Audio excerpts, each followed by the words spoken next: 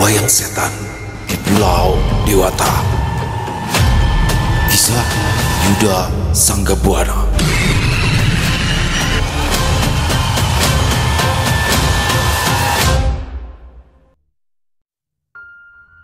Langit Bali tampak bersih pagi itu. Matahari menyinari atap bandara Ngurah Rai, memantulkan cahaya pada kaca-kaca mobil yang menumpuk di parkiran. Aku menarik nafas panjang sambil mendorong troli koper di sampingku. Jaka menyipitkan mata mencoba mencari arah keluar terminal. "Udah, kamu diam aja Yud, ikutin aku aja," katanya percaya diri sambil melangkah lebih dulu. Aku hanya mengangguk, membiarkannya merasa jadi pemandu. Sejak tadi dia tak berhenti mengoceh soal pantai, cewek-cewek bule, dan rencana makan seafood malam nanti. Kamu tahu nggak? Ini pertama kalinya loh aku naik pesawat. Wah, rasanya itu loh kayak digendong jin terbang, Yud, katanya saat kami menyusuri lorong menuju pintu keluar. "Kalau kamu naik jin, harusnya kamu sudah dilempar ke laut dari tadi, karena kamu nggak bisa diam," balasku pelan. Jaka malah tertawa. Kami sudah sampai di pelataran depan, menunggu mobil jemputan dari pihak penginapan. Angin lembab dari laut membawa aroma garam. Bali terasa ramai, tapi juga tenang dengan caranya sendiri. Jaka menyandarkan tubuh di tiang penyangga. "Masih nggak nyangka ya Yud, cuma karena kopi sasetan kita bisa pergi liburan ke Bali." Aku meliriknya sambil sunggingkan senyum. Ya, sama sepertinya aku pun rasanya masih tak percaya. 2 bulan yang lalu kami tidak pernah membayangkan akan berangkat liburan bersama ke Pulau Bali. Semua itu berawal dari secari kertas kecil yang ada di dalam kemasan kopi instan murah yang kami beli. Ada tulisan di sana, "Selamat, Anda adalah pemenang utama paket liburan ke Bali." Pada awalnya kami berpikir jika itu adalah tipu-tipu, tapi setelah menghubungi nomor telepon yang tertera dan mendapatkan konfirmasi resmi, tidak ada yang bisa menyangkal nasib baik sedang tersenyum pada kami, 2 buruh pabrik yang belum pernah naik pesawat terbang. Sebuah mobil hitam berhenti tepat di depan kami. Seorang pria mengenakan seragam resort turun lalu menunjukkan papan nama kami. Setelah sedikit berbasa-basi, dia lalu membukakan pintu bagasi. Perjalanan menuju penginapan memakan waktu cukup lama. Dari jantung kota, kami mulai bergerak ke arah utara, meninggalkan keramaian pantai dan pusat perbelanjaan, masuk ke daerah yang lebih tenang dan lebih hijau. Jalanan makin menyempit, bergelombang, diapit pohon kelapa dan hutan-hutan kecil. Aku menikmati pemandangan di luar jendela.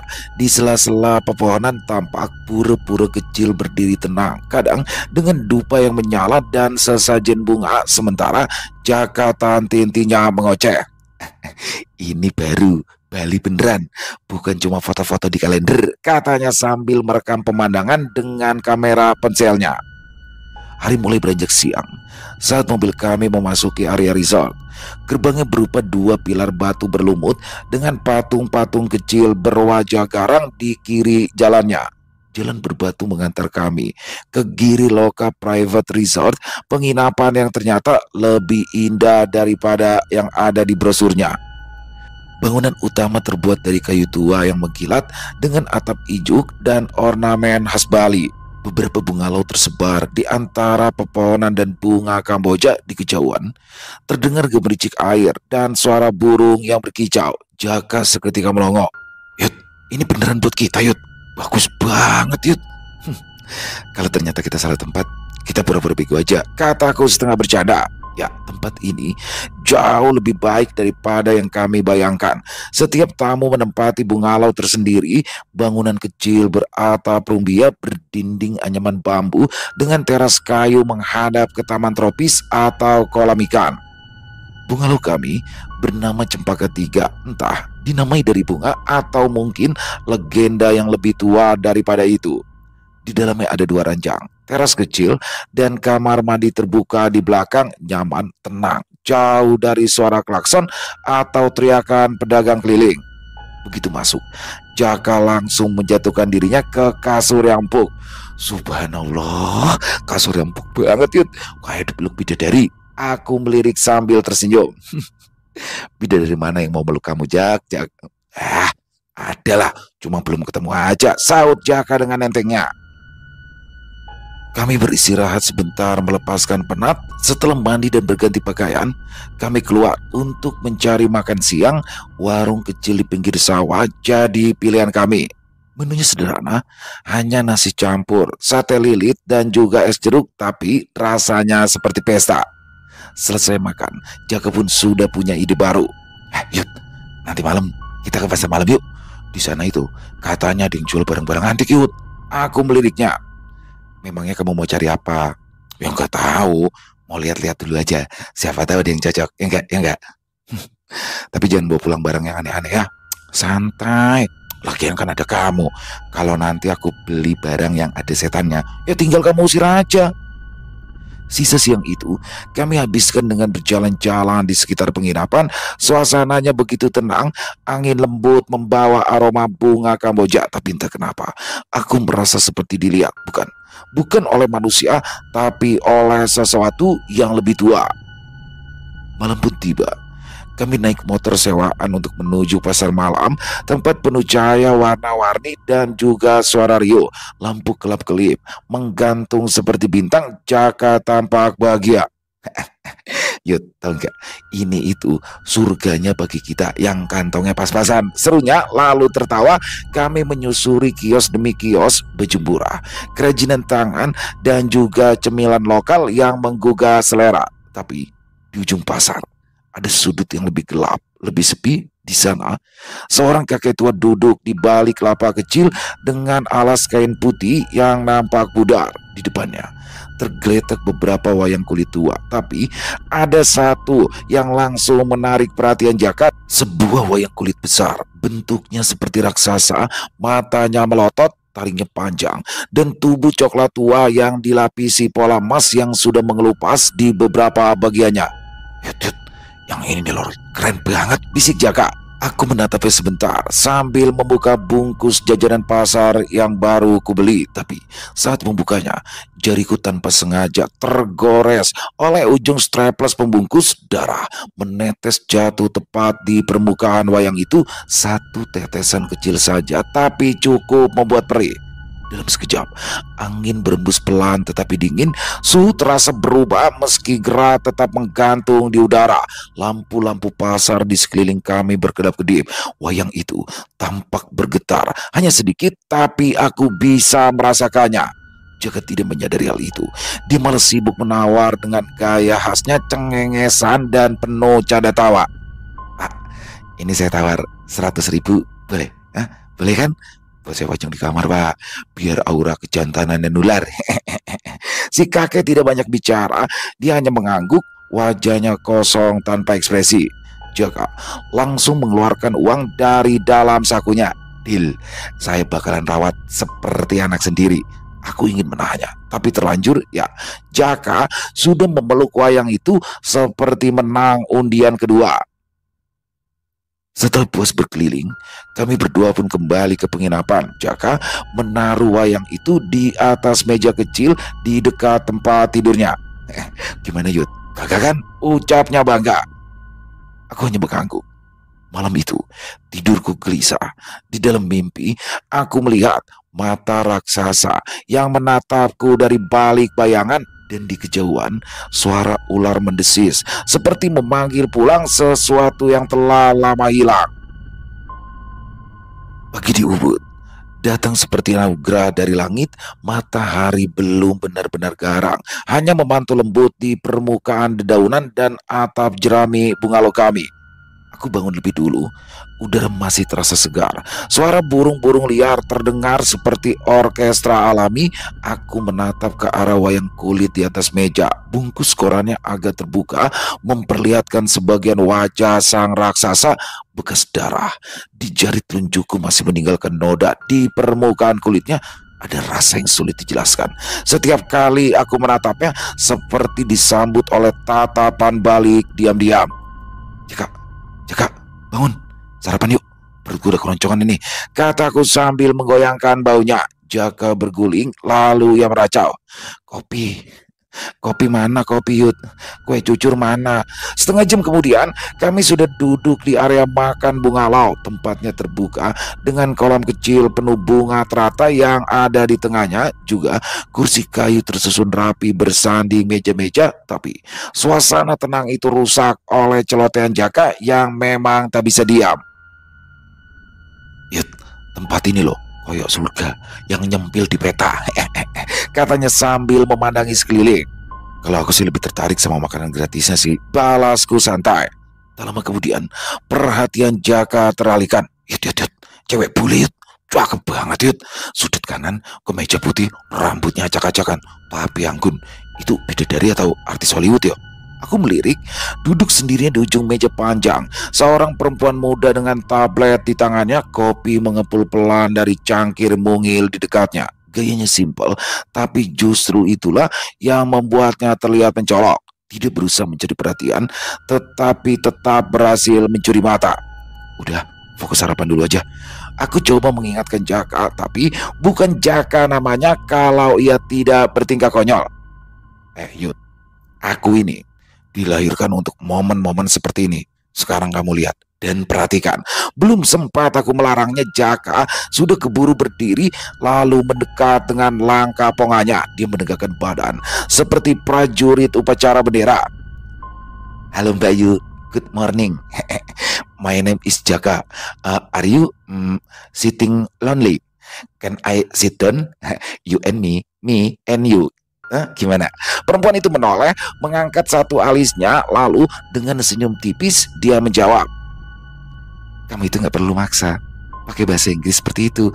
Jaka langsung melongo. Aku hampir saja menyeburkan kopi. Loh, kamu bisa kamu bisa bahasa Indonesia ya? Jaka cengengesan sambil karu-karu kepala. Gadis itu mengangguk. Iya, ibuku orang Jawa, ayahku orang Perancis, dan aku sendiri besar di Jogja. Jaka spontan nyengir kuda. Gitu ya? Ya ampun, aku pikir kamu dari planet lain, saking cantiknya. Aduh, gumamku sambil menepuk jidat mendengar gombalan Jaka yang norak itu. Lalu terpaksa aku ikut bergabung demi menyelamatkan Jaka dari mempermalukan diri sendiri.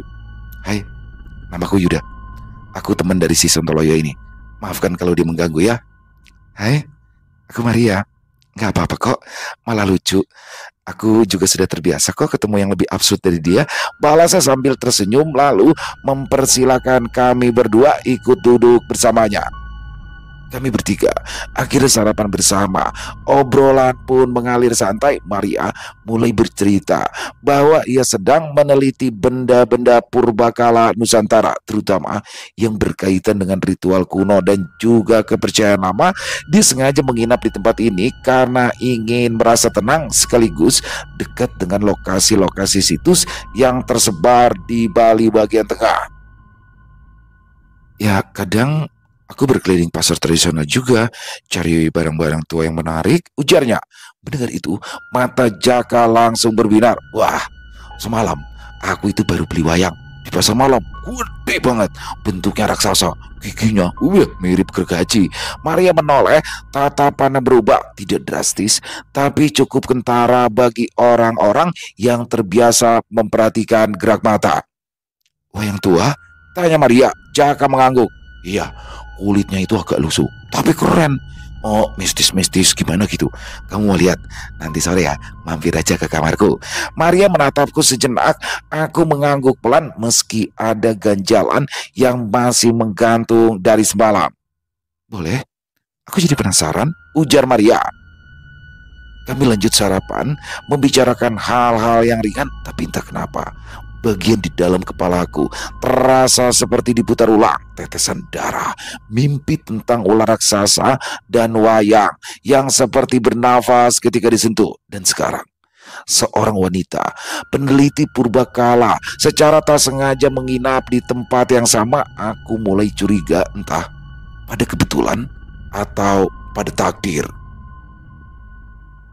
Sore itu, langit di Ubud menggantung tenang. Setengah biru, setengah jingga, kami duduk di teras Bungalau menunggu Maria sambil mengusir waktu dengan teh hangat dan camilan sisa sarapan tadi pagi yang tak sempat disentuh. Wayang kulit itu masih tergeletak di atas meja, diam, seperti sedang mendengarkan. Sekilas tidak ada yang terlihat aneh. Tapi sejak kejadian semalam, saat darahku menetes dan langsung meresap ke permukaan kulitnya, ada sesuatu yang menggelitik batinku. Bukan rasa takut, lebih pada rasa penasaran atau mungkin rasa was-was. Jaka bersandar malas di kursi rotan, menggoyang-goyangkan sandal jepitnya. "Yut," katanya sambil melirik ke arah wayang. Kalau dia mendadak melek, terus ngomong, "Aku lapar, mau nasi goreng." "Duh, kamu mau gimana, Yud?" Aku menatapnya datar. Ya aku suruh ngobrol aja sama kamu. Kamu kan yang lebih banyak ngomong." Jaka langsung nyengir. Saat itulah langkah ringan terdengar dari arah taman. Maria datang, membawa sebuah map besar dan tas kecil. Dia mengenakan kemeja longgar dan celana kulot. Wajahnya terlihat antusias. Suasana sore tampak memperlambat segalanya, tapi tidak untuk Maria. "Maaf ya, aku sudah bikin kalian nunggu," katanya. Tadi sempat lihat koleksi keris di lobi. Banyak juga yang menarik." "Ah, gak apa-apa. Nih, wayangnya sudah nungguin. Pengen ngobrol sama kamu," saut Jaka sambil menunjuk ke arah wayang kulit itu. Maria tersenyum kecil. Lalu ia duduk di seberang kami. Dia membuka map lalu mengeluarkan sepasang sarung tangan tipis dari kantongnya. Tangannya menyentuh wayang itu dengan hati-hati, seolah sedang memegang sesuatu yang rapuh. "Wah," gumamnya pelan. "Ini benda yang unik." Aku menegakkan punggung. "Umurnya sudah tua?" Iya, kelihatannya begitu. Banyak kulit kerbau. Pengerjaannya juga manual. Coba lihat ukiran di wajahnya ini." Maria menunjuk bagian mata dan juga rahang. Presisinya tapi tidak simetris. Ciri khas pengrajin lama yang mengukir dengan menggunakan tangan, bukan cetakan. "Berarti ini bukan wayang buatan pabrik?" tanyaku. Maria menggeleng. "Bukan, ini buatan tangan. Kemungkinan berasal dari Jawa. Jika dilihat dari detailnya mungkin sekitaran awal abad ke-20, tapi..." Di sini Maria menggantung kalimatnya. "Tapi apa?" desaku tak sabaran. "Tapi ini tetap cuma wayang, bukan benda ritual, bukan untuk pemujaan, apalagi mistis-mistisan."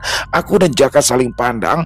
Maria mengangkatnya sedikit, menyoroti bagian belakang wayang dengan senter kecil dari gantungan tasnya. Coba lihat ini," katanya. Bagian penyangga dari tanduk dipasang dengan paku kecil yang terbuat dari kuningan. Lapisan kulitnya juga sudah mulai menua alami. Bukan sekedar dibuat tampak tua, tapi nggak ada bekas minyak wangi atau ramuan tertentu yang biasanya ditemukan pada benda ritual. Maria mulai mencium permukaannya sebentar. Aromanya masih khas kulit tua yang disimpan di udara lembab. Tidak ada tuh bau kemenyan atau bekas pembakaran. Maria lalu membuka beberapa lembar foto dari mapnya. Dia mulai menunjukkan gambar-gambar wayang serupa dari koleksi museum daerah. Semuanya mirip, bahkan beberapa hampir identik. Ini jenis tokoh antagonis dalam wayang klasik. Bisa jadi ini adalah Batara Kala, bisa juga hanya penggambaran dari makhluk halus, tergantung daerah dan gaya dalangnya. Tapi secara fungsi ini alat pementasan. Ya, wayang biasa. Memang tua sih, memang langka, tapi tidak punya daya khusus. Oh, jadi wayang ini bukan bekas benda pemujaan. Jaka memastikan, nada suaranya bercampur harap dan juga takut. "Bukan. Kalau memang kamu beli wayang ini karena tertarik dengan seni ukir ataupun benda antik, itu wajar sih. Tapi jangan langsung ditarik ke hal-hal yang lain. Banyak turis yang tertipu membeli benda seperti ini dari pasar malam, lalu berkata kalau rumahnya diganggu." Aku mengangguk pelan. Semua yang dikatakan oleh Maria terasa masuk akal, tapi tetap saja rasa aneh itu belum sepenuhnya menghilang. Mungkin karena akibat mimpi semalam atau karena cara darahku yang meresap pada kulitnya tanpa jejak. Tapi kenapa darahku semalam langsung diserap sampai tidak ada bekasnya? Tanyaku lebih kepada diriku sendiri. Maria menoleh padaku. "Kulit kerbau itu daya serapnya tinggi, terutama yang sudah tua dan tidak dilapisi. Dia itu bisa menyerap air, bisa menyerap minyak, ya bahkan darah. Lagi pula itu cuma sedikit kan?" Aku mengangguk. "Ya itu wajar kok. Itu bukan karena hal mistis, tapi karena memang bahan dasarnya memang seperti itu," lanjut Maria. Jaka bersiul pelan, lalu ia menepuk bahu wayang itu. "Berarti aman dong. Kita bisa tidur tenang malam ini, Yud." Maria tersenyum. Tidur tenang itu soal lain, tapi benda ini tidak akan membuat kalian dihantui. Angin sore bertiup pelan, menggoyang daun-daun kamboja yang berguguran di meja. Wayang itu masih terbaring diam. Sekilas tampak seperti biasa, tapi tetap saja sulit mengabaikan rasa bahwa entah bagaimana dia sedang memperhatikan. Tapi mungkin itu hanya pikiranku, atau mungkin tidak. Maria berpamitan dengan senyum yang sopan yang masih menyisakan jejak penasaran. Dia sudah selesai memeriksa wayang itu dengan keyakinan akademis dan menyimpulkan bahwa benda itu memang tua, tapi hanya sebatas wayang biasa yang digunakan dalam pementasan. Tidak ada tanda-tanda kalau wayang itu pernah digunakan dalam acara ritual atau upacara spiritual apapun. Ya kalau memang ada cerita-cerita mistis soal benda seperti ini, biasanya itu cuma bumbu sih dari para pedagang atau juga dari para seniman yang ingin menaikkan harganya, katanya sambil menuliskan catatan terakhirnya. Tapi tetap saja sih, ukirannya unik. Sayang ya, nggak ada catatan siapa dalangnya. Setelah Maria mengucapkan salam dan meninggalkan bungalow kami, suasana pun kembali tenang. Aku masih duduk termenung di kursi, menatap ke arah tas tempat di mana wayang itu kini tersimpan. Jaka meletakkannya di atas meja dekat jendela, tapi entah kenapa masih ada rasa yang mengganjal di hatiku meskipun Maria berkata jika itu hanyalah wayang biasa.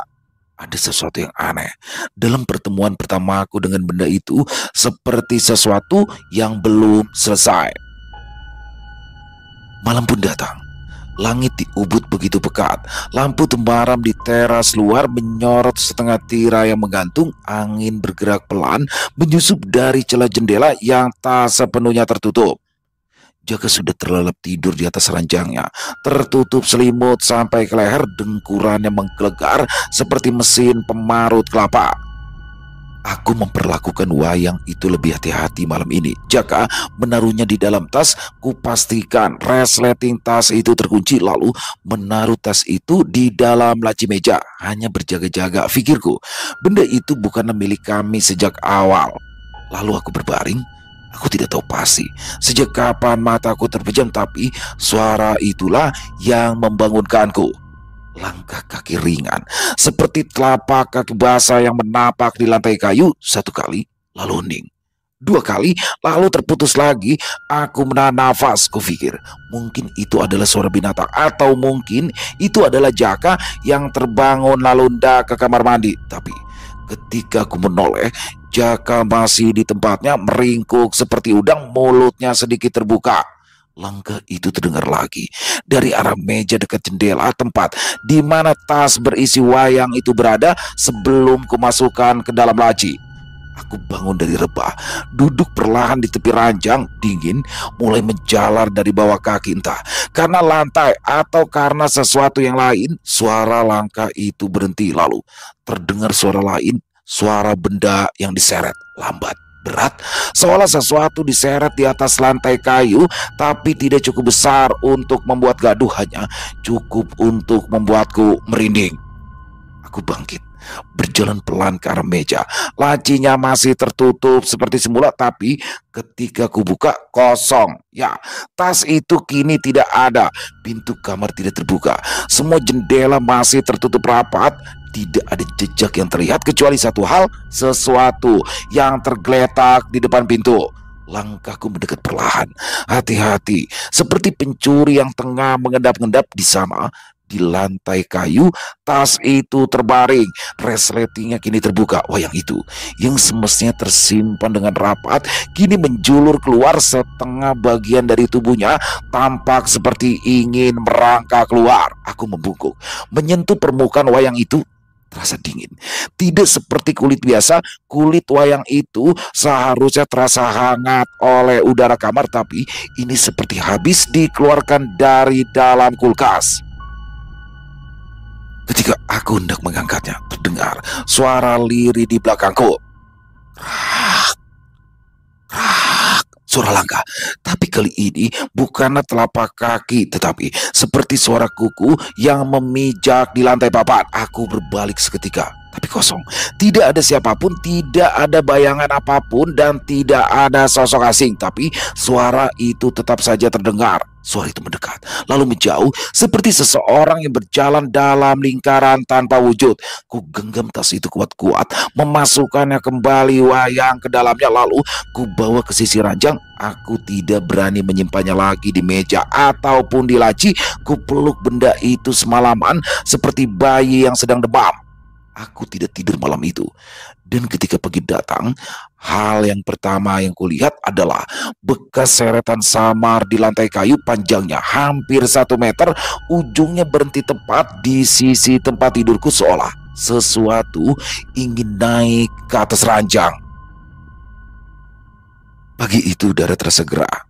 Aku dan Jaka duduk di beranda bungalau menyeruput teh manis sambil membiarkan waktu berjalan. Suara serangga pagi bersaut-sautan dari arah semak-semak, sementara aroma kayu dari dinding bambu memberikan kesan seperti kami benar-benar terlepas dari dunia luar.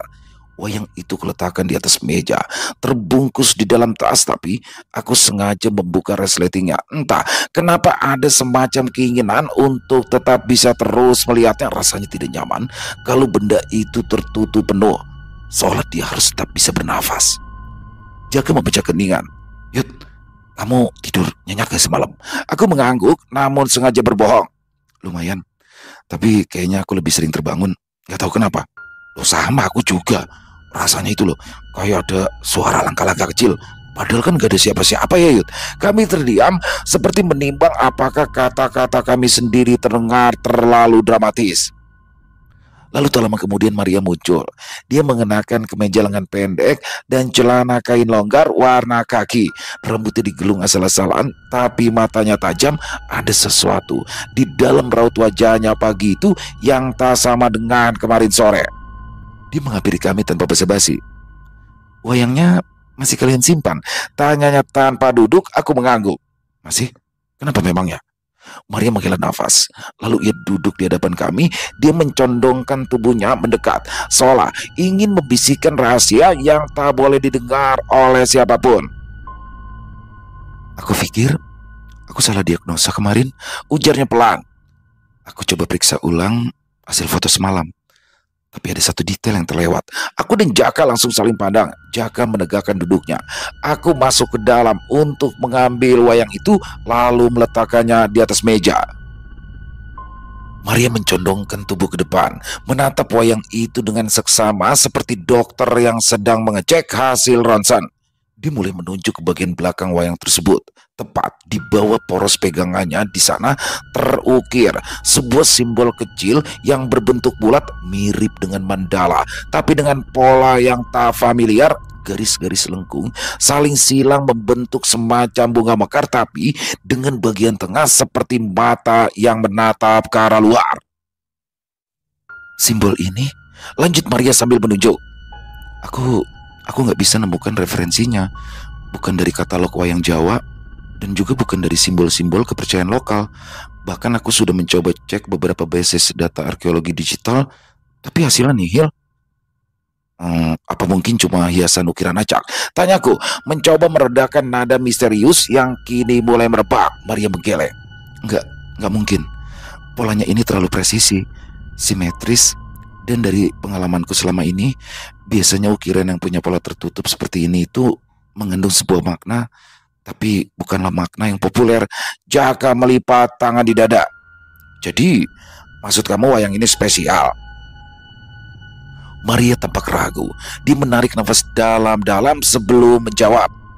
Aku gak berani menyimpulkan apa-apa sekarang, tapi satu hal yang pasti, ini bukan produksi pengrajin biasa. Kulitnya juga aneh, terlalu lentur untuk usianya yang tua, dan juga bagian ukirannya bukan dengan teknik modern. Aku menatap wayang itu. Pola-pola kecil di tepinya tampak lebih tajam dari biasanya. Satu garis, bahkan seperti digores dengan alat yang sangat halus, nyaris tak terlihat kecuali dari jarak yang sangat dekat. Maria pun melanjutkan. Gini, aku punya satu usul. Aku kenal sama seseorang sesepuh di desa yang tidak jauh dari sini. Namanya Jero Mangkunyoman. Beliau dikenal sebagai penyimpan tradisi. Orang-orang bilang beliau bisa mengenali benda-benda lama, bahkan benda-benda yang tidak tercatat di museum. Jaka langsung menyaut, "Oh, semacam kuncen gitu ya?" "Ya, kurang lebih seperti itu," jawab Maria. "Tapi bukan cuma penjaga tempat, beliau itu semacam pustaka hidup. Kalau ada orang yang bisa mengidentifikasi lambang ini, mungkin beliau adalah orangnya." Aku mengangguk perlahan. "Di mana tempatnya?" Sekitar 20 menit dari sini, melewati jalan kampung. Aku bisa antar kok, tapi kita harus janjian dulu, karena beliau itu tidak selalu mau ditemui orang luar begitu saja." Jaka tampak mulai tertarik. Wah, jadi kita bakal bawa wayang ini ke orang tua misterius yang ada di tengah desa terpencil dong, yang bisa membaca simbol-simbol tua. Mantap, kayak di film-film horor. Hehehe. Maria tersenyum kecil. "Enggak kok, enggak sana itu. Beliau itu orangnya ramah, tapi ya kadang-kadang jawabannya penuh dengan teka-teki. Namanya juga sesepuh." Aku memperhatikan wayang itu kembali, dan untuk pertama kalinya aku merasakan semacam ada rasa ragu, seolah benda itu memang mengandung sesuatu yang lebih daripada sekedar kulit dan kayu penyangga, seolah wayang itu sedang menunggu untuk dikenali. "Oke," kataku akhirnya. "Ayo, kita pergi dan temui Jero Mangkunyoman." Maria mengangguk. Aku coba hubungi beliau dulu ya. Kalau memang beruntung, kita bisa berangkat setelah makan siang nanti." Dan begitulah, perjalanan yang awalnya hanya liburan santai kini mulai berubah arah. Bukan hanya karena rasa penasaran, tapi karena sesuatu yang lebih dalam, dorongan untuk menemukan arti daripada sebuah lambang kecil di punggung wayang yang barangkali menyimpan kisah-kisah yang belum pernah didengar oleh siapapun.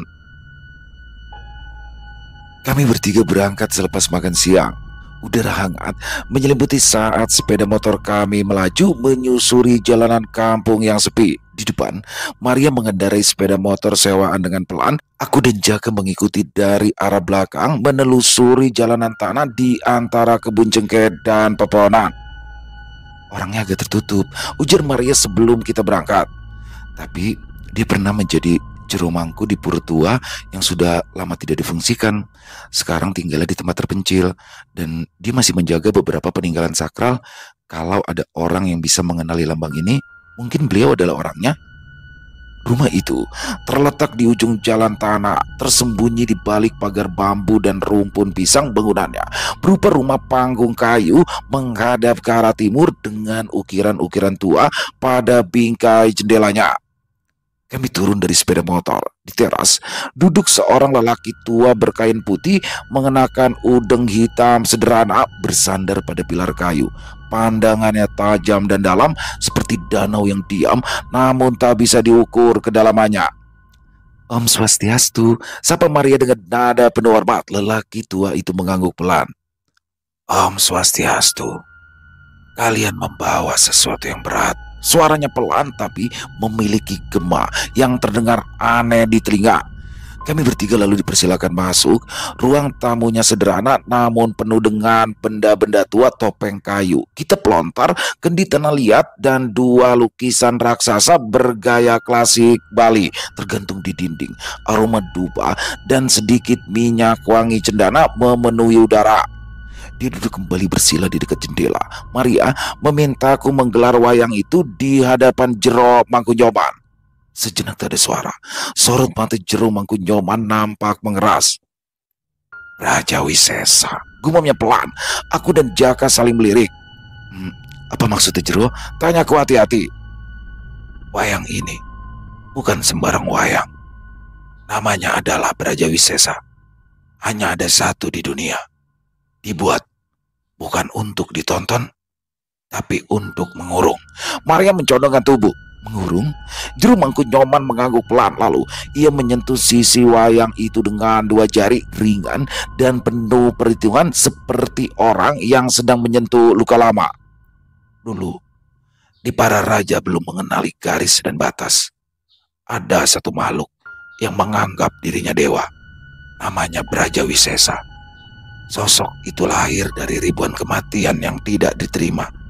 Dia tidak berbentuk tetap, kadang manusia, kadang raksasa, kadang bayangan hitam yang melayang tanpa suara.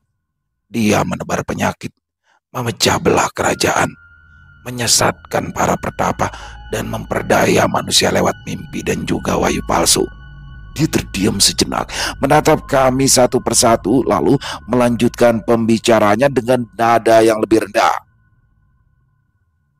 Tidak ada yang bisa mengalahkannya. Hingga datanglah naga Kanaka, penjaga antara dunia manusia dan dunia arwah. Dia tidak menggunakan taring atau api, tapi tipu muslihat. Dia memancing Brajawisesa dalam wujud pertunjukan wayang, lalu menjebaknya ke dalam tenda itu. Disegel, tanya Maria. Jerum Mangku Nyoman mengangguk. Ya, Brajawisesa disegel dalam kulit ini. Tapi segel itu hanya bertahan jika wayang ini disimpan di tempat yang sudah ditentukan, bukan di museum, dan juga bukan di rumah manusia. Lalu, di mana seharusnya? Tanyaku lagi.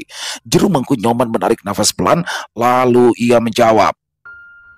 Di Istana Emas, di Gunung Abang.